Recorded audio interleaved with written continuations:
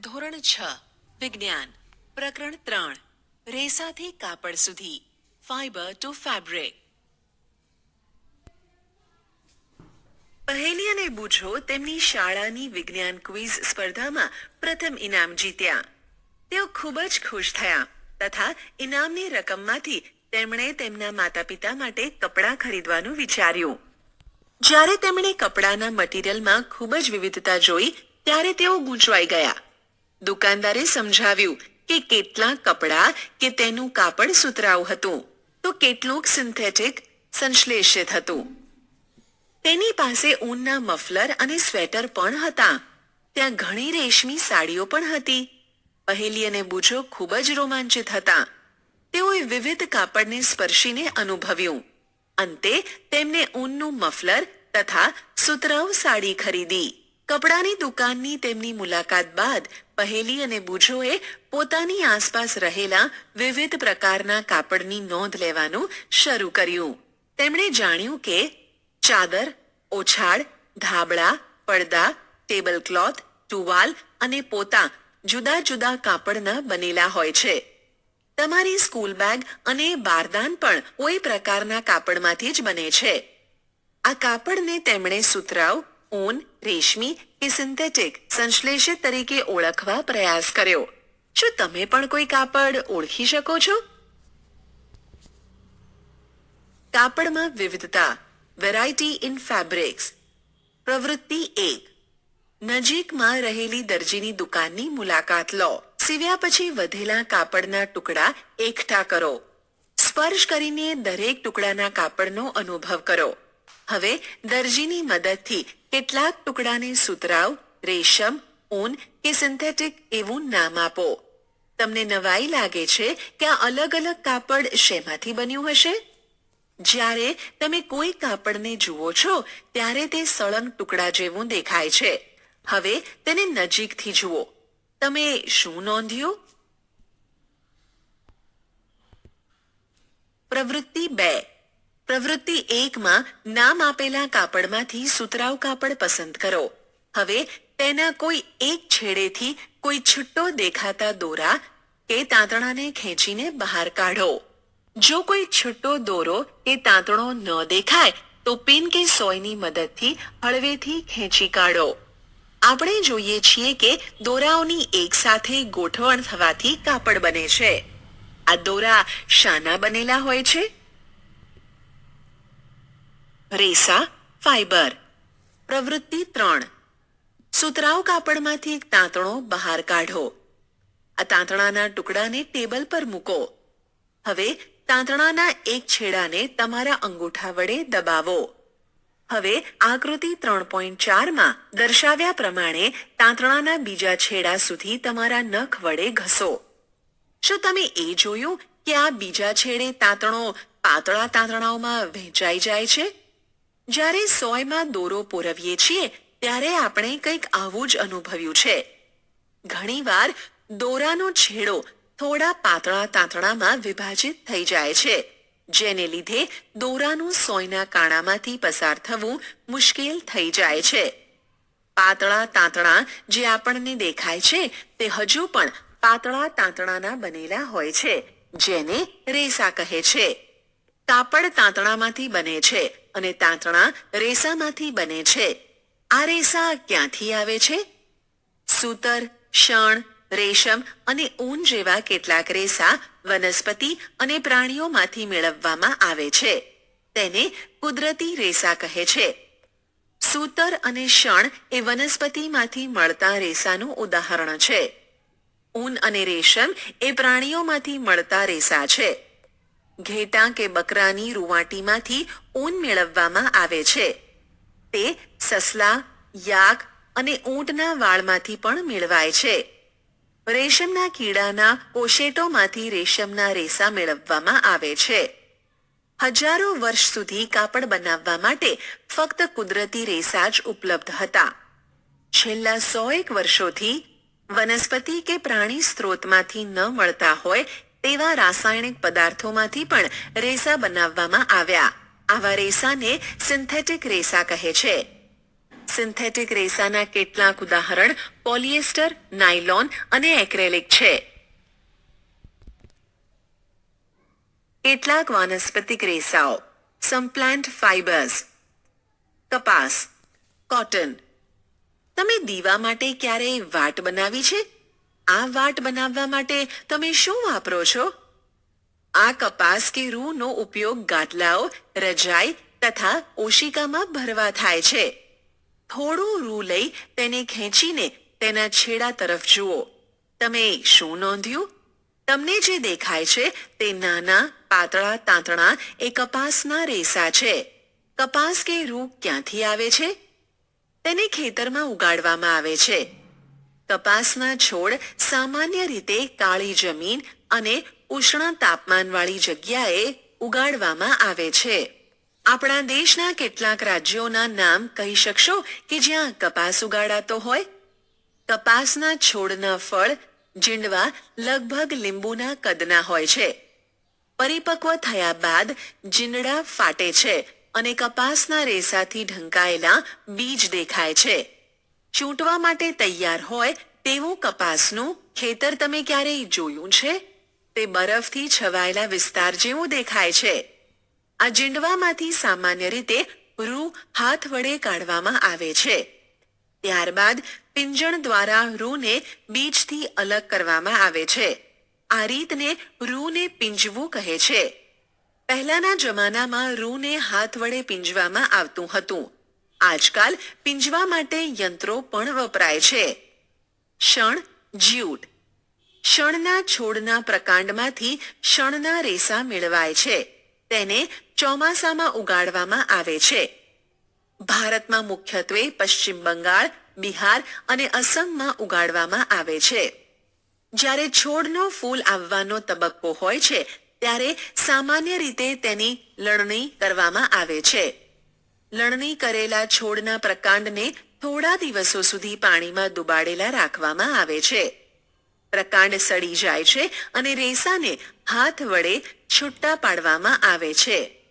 કાપડ બનાવવા માટે આ બધા જ રેસાને તાંતણામાં ફેરવવામાં આવે છે. આ કઈ રીતે કરવામાં આવે છે?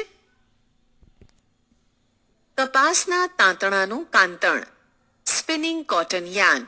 તમે કપાસના તાંતણાને જાતે બનાવવા પ્રયત્ન કરી શકો. પ્રવૃત્તિ 4. એક હાથમાં થોડું રૂ લો.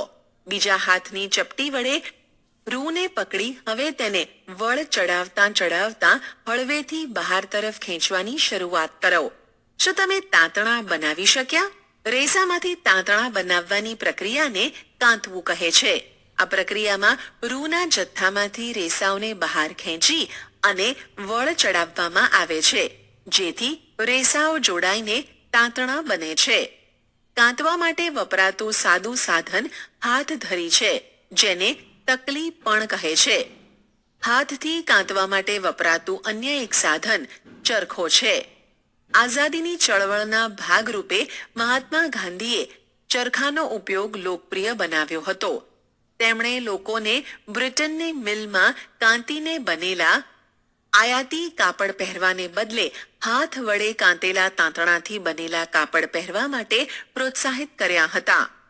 મોટા પાયે તાંતણાને કાંતવા માટે કાંતણ યંત્રોની મદદ લેવાય છે. કાંત્યા પછી તાંતણામાંથી કાપડ બનાવવામાં આવે છે. તાંતણાથી કાપડ. Yarn two fabric. તાંતણામાંથી કાપડ બનાવવાની ઘણી રીત છે. તેમાંની મુખ્ય 2 રીત એટલે વણાટ અને ગૂંથણ. વણાટ, વીવિંગ. પ્રવૃત્તિ 2 માં તમે નોંધ્યું હશે કે તાંતણાના 2 જૂથની એક સાથે ગોઠવણીથી કાપડ બને છે. જે પદ્ધતિ દ્વારા તાંતણાના 2 જૂથ એક સાથે ગોઠવાઈને કાપડ બનાવે છે તેને વણાટ, વીવિંગ કહે છે. ચાલો કાગળની કેટલીક પટ્ટીઓને વણવાની કોશિશ કરીએ.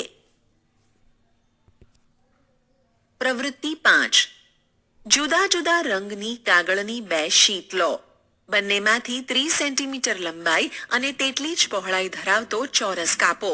હવે બંને શીટને બરાબર અડધી ગળી કરો.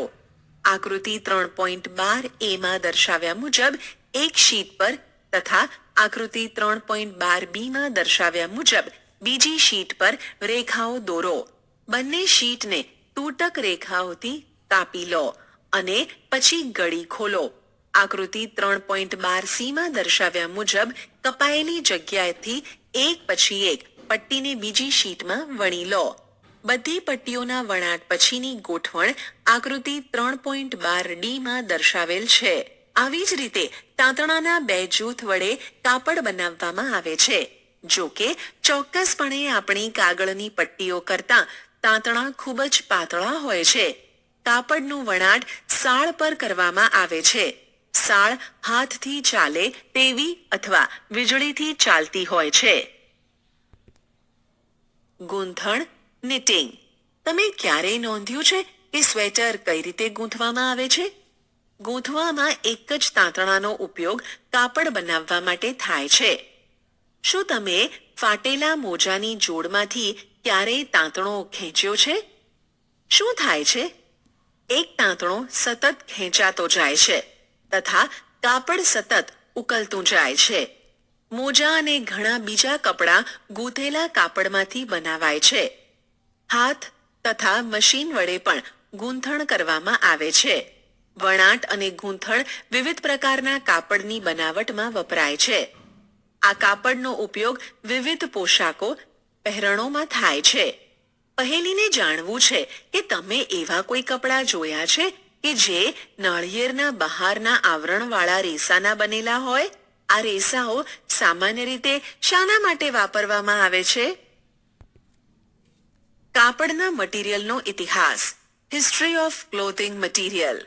તમે ક્યારેય વિચાર્યું છે કે પ્રાચીન સમયમાં લોકો કપડા માટે કયા મટીરીયલનો ઉપયોગ કરતા હતા? એવું માનવામાં આવે છે કે તે સમયમાં લોકો વૃક્ષની છાલ અને મોટા પાંદડા કે પ્રાણીઓનું ચામડું અને તેમની રૂંવાટીનો ઉપયોગ પોતાને ઢાંકવા માટે કરતા.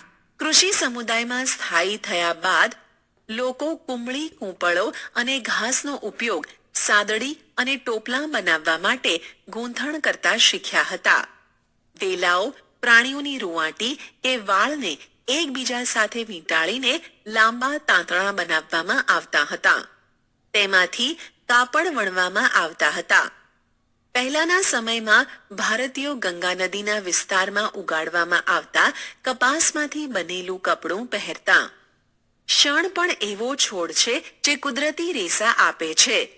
પ્રાચીન ઇજિપ્તમાં નાઇલ નદીની નજીક કપાસની સાથે શણ પણ ઉગાડવામાં આવતો અને તેનો ઉપયોગ કાપડ બનાવવા માટે કરવામાં આવતો હતો. તે દિવસોમાં સીવવાની કલા જાણમાં નહોતી. લોકો પોતાના શરીરના વિવિધ ભાગોની ફરતે કાપડ વડે ફક્ત ઢાંકતા. કાપડને વીંટાળવાની ઘણી જુદી જુદી રીતો વાપરવામાં આવતી હતી. સીવવાની સોયની શોધ થતાં લોકોએ કાપડને સીવીને કપડાં બનાવવાની શરૂઆત કરી. આ શોધ બાદ સીવેલા કપડાઓમાં ખૂબ જ વિવિધતા જોવા મળી. પણ શું એ આશ્ચર્યની વાત નથી કે આજે પણ સાડી, ધોતિયું, લુંગી અને પાઘડી જેવા સીવ્યા વગરના કાપડના ટુકડાઓનો ઉપયોગ થાય છે? જે રીતે આખા દેશમાં ખાવામાં આવતા ખોરાકમાં વિવિધતા જોવા મળે છે, તેવી જ રીતે કાપડ તથા પહેરવેશમાં પણ ખૂબ જ વિવિધતા જોવા મળે છે. પારિભાષિક શબ્દો. કપાસનું રૂ, કોટન વૂલ. કાપડ, ફેબ્રિક. રેસા, ફાઇબર. ગૂંથણ, નિટિંગ. કાંતવું, સ્પિનિંગ. વણાટ, વીવિંગ. તાંતણા, યાન. સારાંશ. પહેરવેશના કાપડમાં સુતરાઉ રેશમ, ઊન અને પોલિએસ્ટર જેવી વિવિધતા જોવા મળે છે. કાપડને તાંતણામાંથી બનાવવામાં આવે છે, જે રેસામાંથી બનાવાય છે. રેસાઓ કુદરતી અથવા સિન્થેટિક સંશ્લેષિત હોય છે. સૂતર, ઊન, રેશમ અને શણ એ કુદરતી રેસા છે, જ્યારે નાયલોન અને પોલિએસ્ટર સિન્થેટિક રેસાઓ છે. સૂતર અને શણ જેવા રેસા વનસ્પતિમાંથી મેળવાય છે. રેસામાંથી તાંતણા બનાવવાની ક્રિયાને કાંતવું કહે છે. વણાટ અને ગૂંથણ દ્વારા તાંતણામાંથી કાપડ બનાવાય છે.